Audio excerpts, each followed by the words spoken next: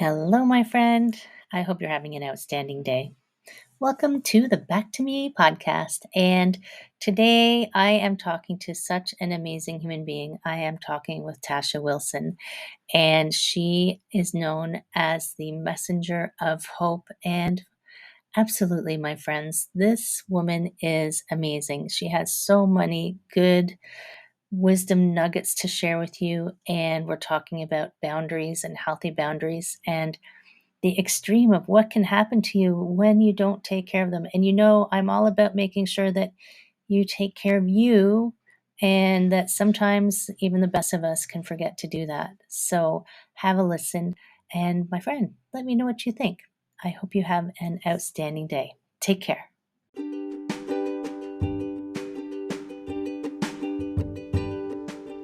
Hi, my friends. Welcome. This is the Back to Me podcast, and this is Heather, and I am super excited that you're here.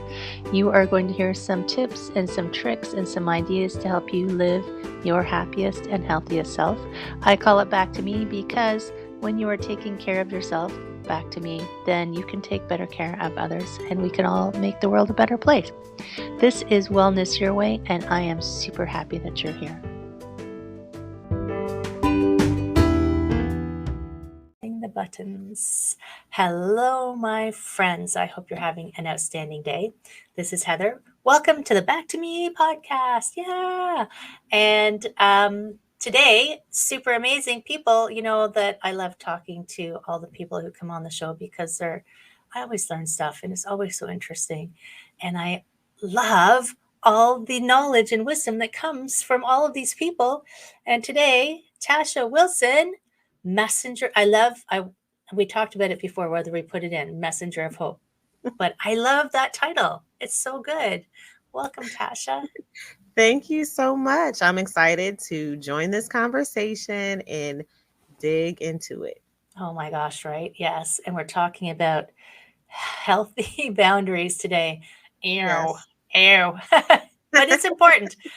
I mean, some of us say, yeah, I'm totally okay. I've got it. But then we don't really got it a lot of the time. I totally own it. Like, it's just something to Same. always work on, right?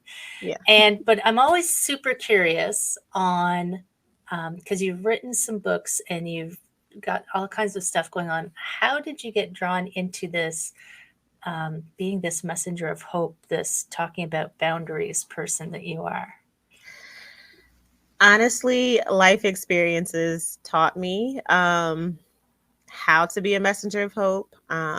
So I've always been that inside, but it was just knowing how to show that on the outside. And what that looks like, meaning advocating for myself, advocating for others, standing firm and confident in who I am, supporting the choices that I make and being unapologetic about it, and knowing that it's okay to prioritize myself, prioritize my needs, prioritize my well-being. And so, being a messenger of hope is, I'm doing this not just for me, but to show you that you can also do it, and that it's okay that you have to revisit it every once in a while, and that it's not a linear journey. Because when we talk about boundaries a lot, sometimes we think that if we check boxes 1, 2, and 3, we just have it all figured out. But, life can throw curveballs, and it can help you reinforce them. It can help you relearn them. And it can also help you unlearn old habits that weren't really effective when it comes to, healthy boundaries. So, yeah, life experiences was my greatest teacher. I think as soon as you have things figured out, that the universe is like, okay, you're graduating to the next level. Exactly. You figured that out. Check. Let's move you to the next level. You're going to figure this next thing out. Oh my gosh. Because it's never all figured out. Never. Oh my God. I do this workshop where I take people through this exercise where they score themselves on a scale of 1 to 10. And I always have to let people know you'll never be a 10. And that's a good thing. Like, just keep improving. Don't try to always be at the very tip toppiest of everything, because there's nowhere to go after that. Exactly. And you should always be in a state of learning. Like, I just feel like if you don't learn, you don't grow. right? Yeah, absolutely. So when you're talking boundaries, do you find um, that it's harder for women? Have you noticed that? Yeah, absolutely. Because subconsciously we're placed as the balance, the glue. We have to plan everything. We have to figure it all out. We're often looked at as the fixer. And even though we're crashing on the inside and we're in disarray, it's like we're in situations where we have to choose everyone else first. We have to make sure that everyone else is okay, before we can even get to ourselves, if we ever get to ourselves. And, Right. that can happen in your personal life, that can happen at work. Oftentimes, when I look at certain roles in the workplace, we're in those positions where we're considered gatekeepers. We're considered the ones who everyone just kind of relies on and leans on a little harder than trying to figure it out themselves first before coming to us. I'm kind of half laughing because we were talking a little bit about that before we came on. So when you say a lot of the roles are gatekeepers, do you mean what do you envision as the gatekeeper kind of roles in the workplace? Um, so an ongoing joke I say is clean up on aisle one. So we're the ones who are trying to clean up the fires that everyone else had created, but we have to clean it up in such a way that it's not public. So we're cleaning it up and we're not telling people that we're cleaning it up, but we're making Right. everyone else look good once we've done whatever it is that needed to be done, even if that means putting our things on hold. So, like, if you have a major responsibility at work, the priority now shifts from, I need you to clean that up really fast. And I don't need anyone to know that you are the one that cleaned it up. But, It's like, and how is that right? Like, exactly. that's just in so many ways. What do you mean no one can know that I did it? Like, Yeah. what is that? What's that all about? Is that Hmm. like saving face, or is it, Absolutely. CYA, by the way, I didn't do Hmm. anything wrong. And if anybody finds out that you cleaned it up, it was obviously your fault. Exactly. Yes. Oh my gosh. Now, what's funny is I was actually in corporate for 15 years. I was Hmm. I was a corporate finance executive, and I haven't been gone that long, but I still have corporate nightmares every now and then. The report is due. Oh, what do you mean he didn't need it after I stayed up all night to do it? It's not right. Just not right. And do you find that it's a fear of pushback, or a fear of, you know, being kicked off the island, for lack of a better thing to say? Or why do you think that, I mean, I'm going to use women, why do you think they resist just saying, no, I'm not doing that, or having those boundaries in place? I think, generally speaking, with women, um, we're nurturers, and so there's a softness to us that we don't want to let anyone down. Mm. And then there's that protective piece too. It's like, we feel like, okay, we're protecting you, even if we know in the back of our minds these people really don't deserve it. But it's like We can't embedded. help it. Yeah, it's embedded in us. And so I think it's that. I don't think it's necessarily the fear of getting kicked off the island, because as women, we just have this bounce back mentality that no matter where we show up, we're always going to add value. And so I think it's just more of taking ownership of our role with where we are and whatever position we hold in the workspace, and then doing that to the best of our abilities, but then also having this extension of, let me be a safe haven for someone else, or let me be the one that they feel like they can rely on even when I'm tired. And I think because we manage the weight of all these responsibilities so well, that people often forget how heavy it is when we're Right. carrying a load. Yeah. And I think it's not true for everyone, but I think for some people, that lets them feel valued. Mhm. So like there's a self-value aspect that comes into it, because people, like, I can remember when I was in corporate, I've now that I think of it, I'm like, I'm sorry that I did that. Like the people you would always go to, like, I need this. And they would just smile and do it. Mhm. And I'm like, I'm sorry, all my admin friends that I was stressed out, okay? I was kind, but I probably asked more than, they already had other stuff going on. Mhm. And it's true that I find, especially for women, they will, and I know there's exceptions to every rule. Yeah. So my male friends, this could be you. Don't worry, but um, they will pile it on, Mhm. and not take care of themselves. And I've seen people just hit that wall, and then it Mhm. takes so long to recover from burnout. I was talking to someone just a couple weeks ago about burnout and how hard it is to pick yourself back up from it, Yeah. right? Mhm. And then what do you do?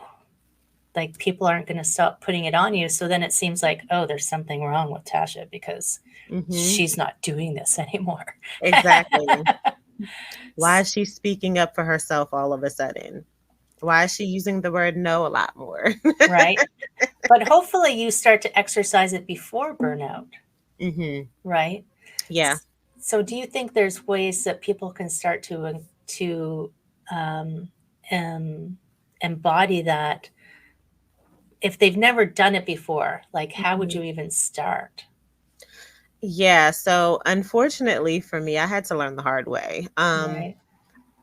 I actually became burnt out before I recognized what was going on. But I will say, from that experience of burnout, it taught me of recognizing the signs early in my new experience, And so, um, just a little backstory, I was to the point of burnout where the doctor placed me on bed rest, like where I had no choice.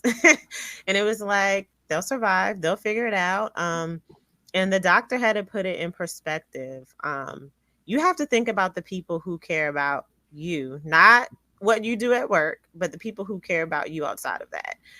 What does that say to them if you're not, functioning as your best self, So recognizing that when I was on bed rest and there was just dismissiveness to the humanity, from my employer, Right. that's when I knew then. I was like, okay, so basically what you're telling me with your actions is that what I'm dealing with is not a priority in comparison to what you need. And at the end of the day, you are so consumed by me handling whatever it is that you need that you're not giving me time to recover. And if I didn't recover, you would have no issue in replacing me. And so, um, that was a harsh reality for That's me, it's quite the wall to hit. It's like the, Yeah. oh my, you don't actually care. Yeah. And Yeah. so bed rest, like, that's pretty far down the burnout hole. Yeah. What were your early signs that you didn't even pay attention to? Um, for me, it always starts off physical ailment.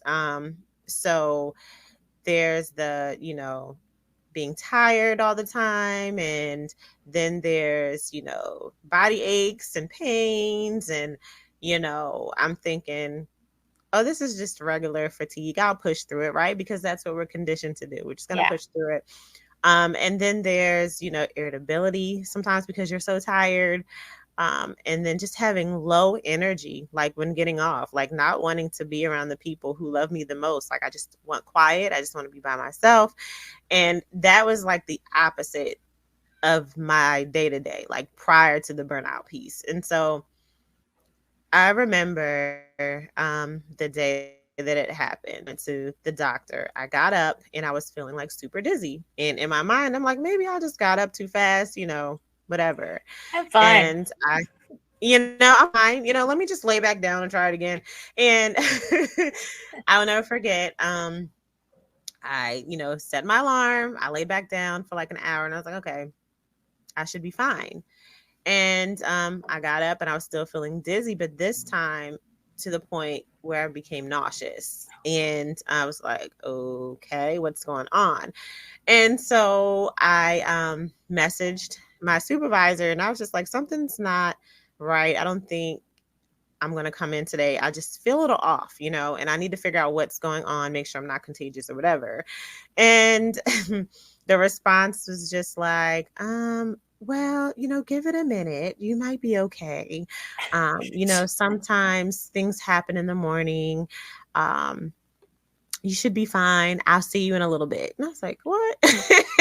So, What? No, I said I'm not coming. yeah. And so then I got nauseous again. And then I called my mother. And I was just like, and so my mom, she's like, is everything okay? It's like early in the morning. And then, as an adult, like, I don't really call her unless it's something really urgent, especially at unconventional times of the day. Right. And I explained to her what was going on. And she said to me, you need to go to the doctor. Your supervisor will be okay. You need to go to the doctor. So I messaged my supervisor. You needed permission.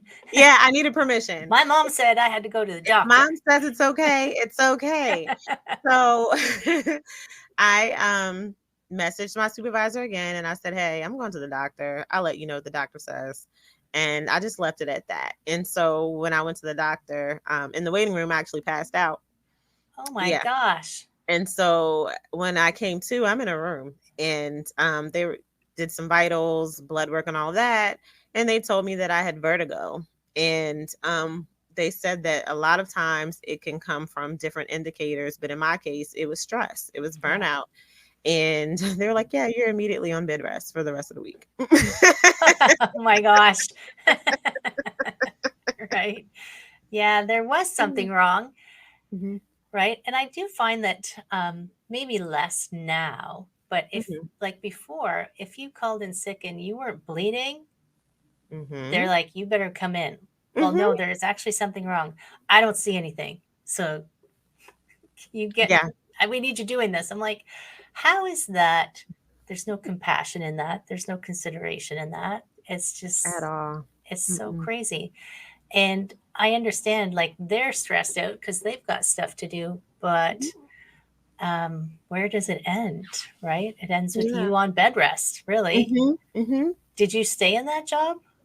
No, I left. That was the lesson I needed. I was like, one time is all it took for me. I was like, whoo, that was such a scare. Because my mom was just like pointing back to, what if I had passed out in my apartment? And, I live alone. So that was scary for her. She was like, I'm sorry that you passed out, but I would rather you pass out in the doctor's office versus, being home by yourself. Yeah. And for me, that really caused me to shift gears and say, you know what, this is unhealthy. I can't keep living like this. I got to do what's best for me. And so, in my opinion, it shouldn't have been a surprise when I resigned, but my supervisor just, was really defensive and was just kind of like, well, why? And I'm like, do you not realize, I was hospitalized. I was on bed rest. Like, you're kidding me? But it was more so like, why are you leaving me? How dare you take care of yourself when we still have a need here? Like, who's going to fill in the blanks while you're gone? And I'm like, you all just kind of sat there and let things pile up while I was on bed rest and expected me to come back and handle that, when in essence, you all could have been team players and started working on those things while I was out. They just left everything for you to do when you got back? Yeah. Oh my gosh. Yeah. What kind of job was it? Can I ask? Yes. I was actually a case manager. The people who are supposed to care about other people. Yeah. I dealt with a lot of high volume situations, and out of the team, when you are the only woman there, I was getting hit with the heaviest cases. So, suicidal ideation, suicide attempts, suicide success, post hospitalizations with, patients, dealing with domestic violence. And I'm like, here they get, a little more milder cases, like someone who is, and, you know, this is not to minimize anything, but like if someone is like, hey, I'm just a little anxious about being in a new city compared to, you know, and here I'm getting high level. Like life and death kind of things. Yeah. Like you're Mhm. getting the very intense stuff. Mhm. And that's, and when you're dealing with other people, like I know social workers, case managers, like Mhm. when you're dealing with people who are in that crisis, even police officers, like Mhm. when you're always dealing with people in crisis, it does take a toll on you, right? Mhm.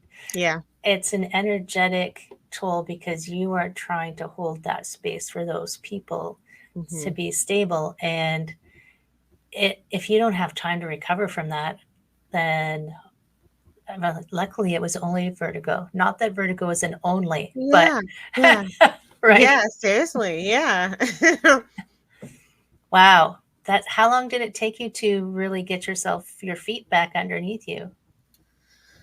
mm. I would say at least 6 months, like to really get myself back on track emotionally. Because even then, you know, dealing with the after effect. And so even though that was the experience that triggered it, it was like now certain things with the sensitivity to light and Hmm.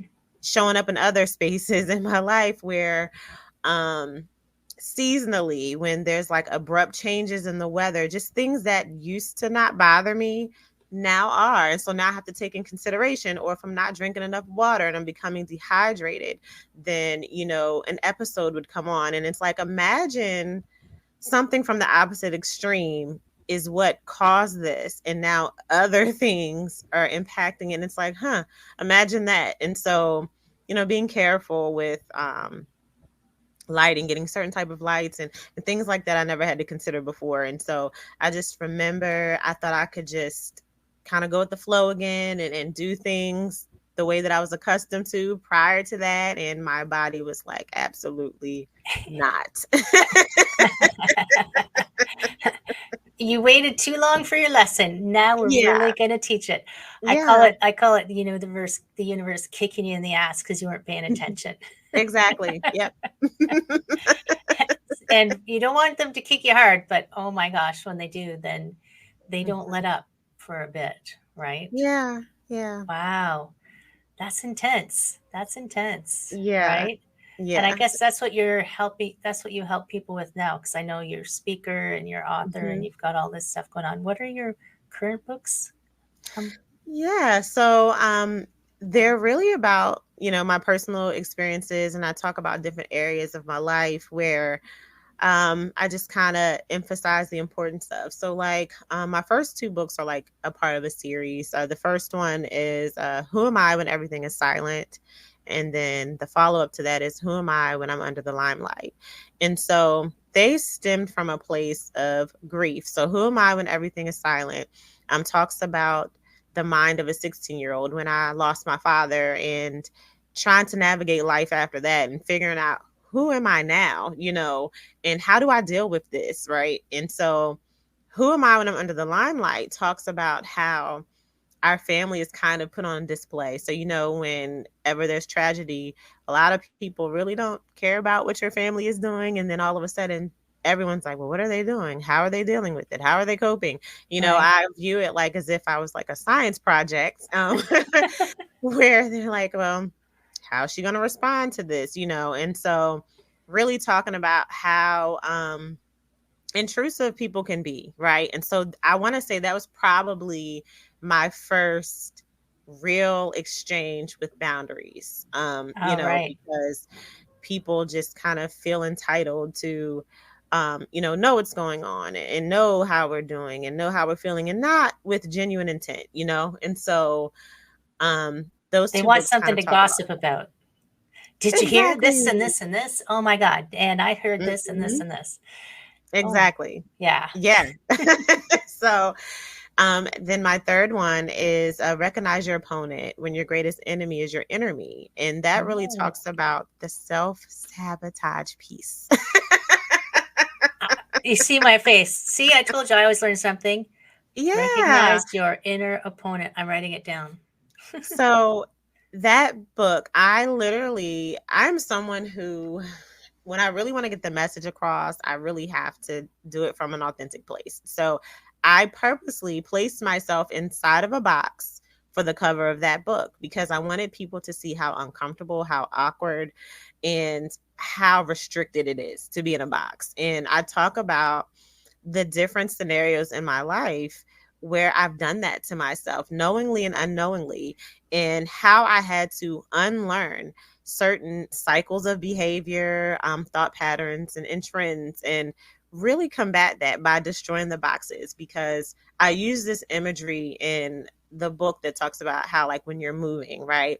You move into a new place and you have your boxes labeled kitchen, living room, bathroom, all that kind of stuff. And sometimes we think that if we just move the box to another room and it's no longer in our sight, that means the box disappears. But it's like, no, you have to actually unpack that stuff and you Right. actually have to destroy the box in order to really embrace where you are. And so I think, we do that in life when it comes to like job opportunities or, making new friends or just relocating somewhere else, that sometimes we talk ourselves out of it before we even get to experience if we enjoy it or not. So that's where that one kind of came in. That's brilliant. I think that should be on the reading list at every school.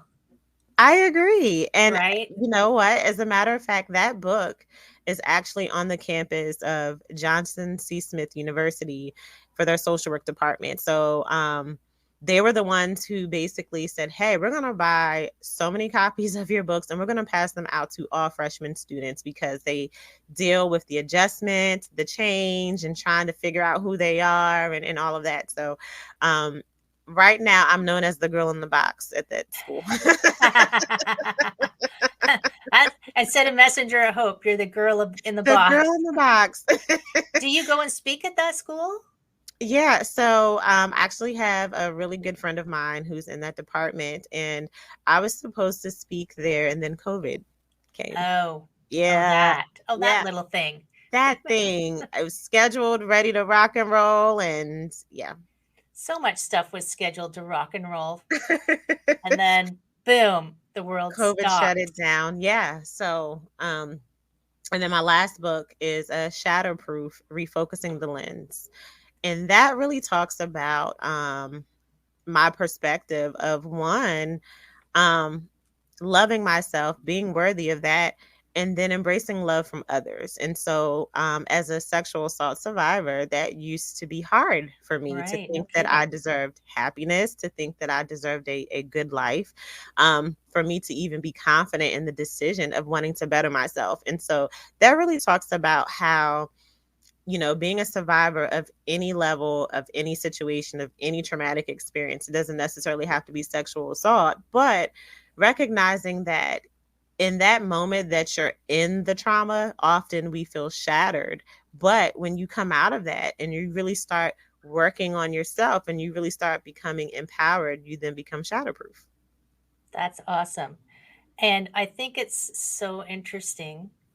And I mean, I actually do understand it, but from an intellectual point of view, you think, why would the person who um, suffered the original trauma then decide that they were the ones who should be punished from here forward and not good enough? I'm like, Mhm. when you think of it logically, you think that's Yeah. ridiculous. But when you think of it like Hmm. it's physically, you say, well, yeah, no, I get it. Hmm. Like it's totally a thing.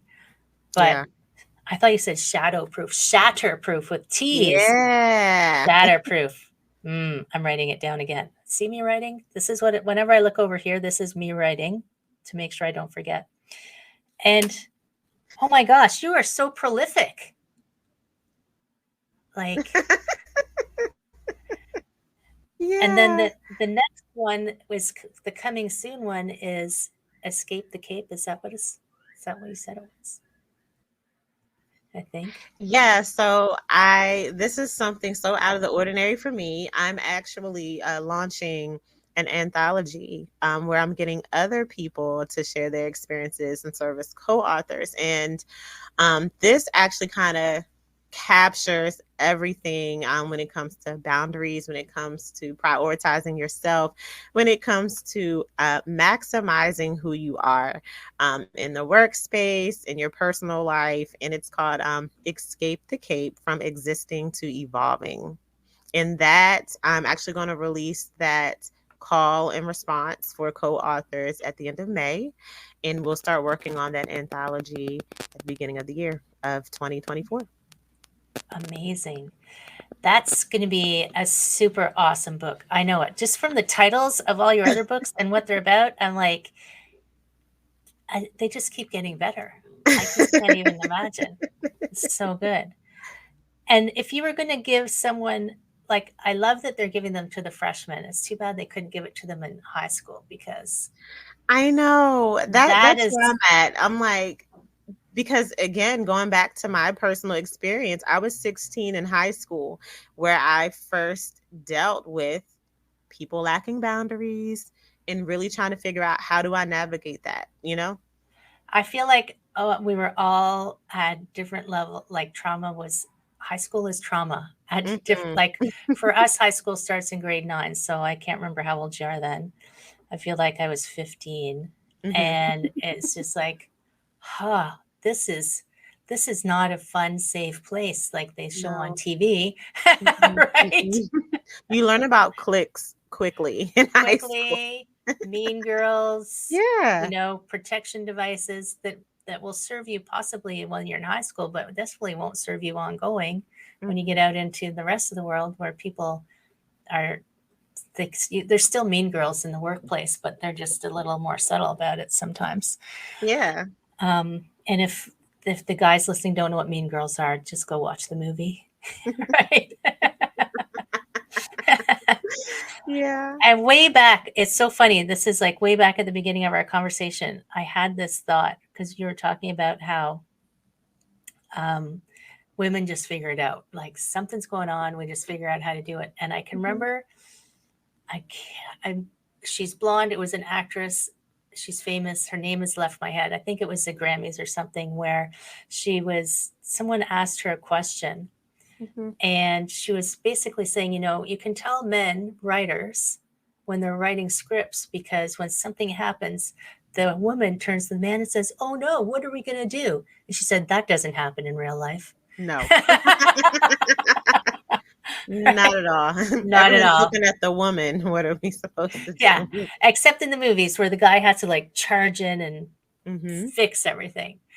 Oh my gosh. So, first of all, you're awesome, by the way. And I love talking to you.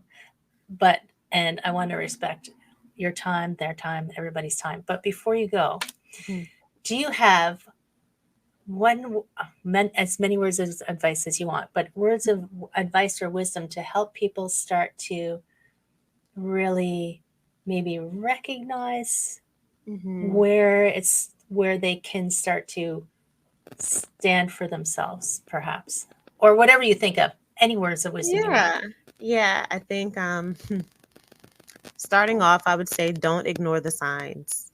Um, you see the signs for a reason. So, assess those things.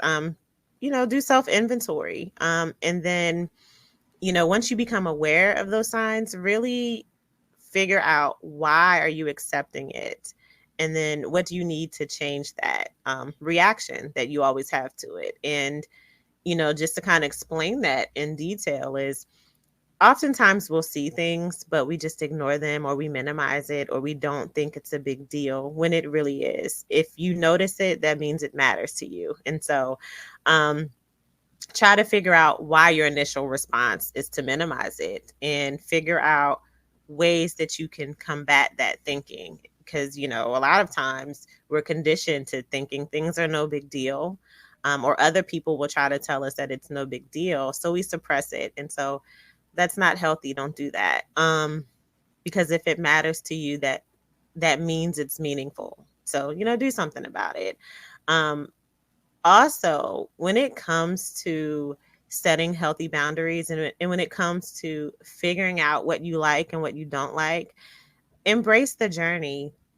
Take it moment by moment, day by day. Don't feel like you have to have it all figured out, because no one ever does. And, be gentle with yourself while you're figuring it out, and don't allow the opinions of others make you feel bad on the timing of your journey.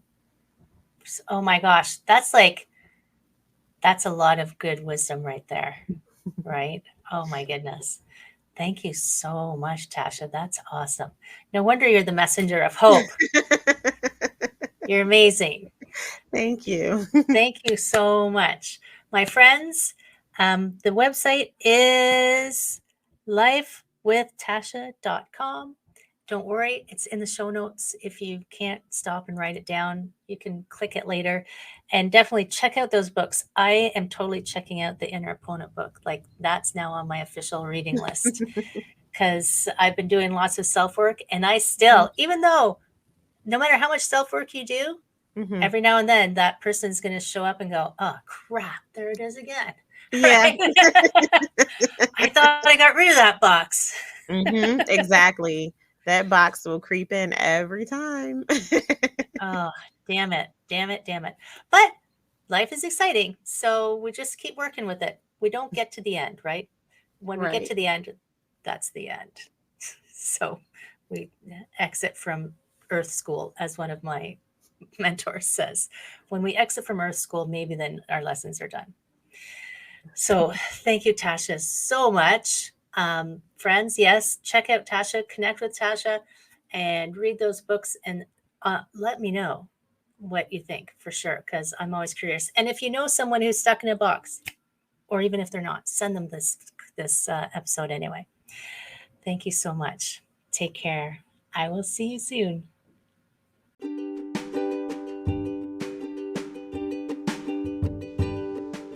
Hi, my friend. Thanks so much for listening to this entire podcast. If you found it useful and you're like me and you like helping others, please feel free to share this. Just give it a like, give it a comment. If you found something useful in it, there's a chance that someone else will find something useful as well. Also, if you have any questions at all, I can absolutely help, and I would love to help. You can email me at heather@prosperityflowcoaching.com. If you want more of this awesome content, you can follow me on Instagram, Heather Stewart Coaching. You can follow me on Facebook, Prosperity Flow Coaching. And I have a personal request. I want to help as many people as I can with these podcasts. And if you could give me a review, hopefully a good one, if you could share, if you could send this out into the world, I would truly appreciate it. I hope you have an amazing day, and I hope that you find your way to wellness by getting back to me. Take care, my friend.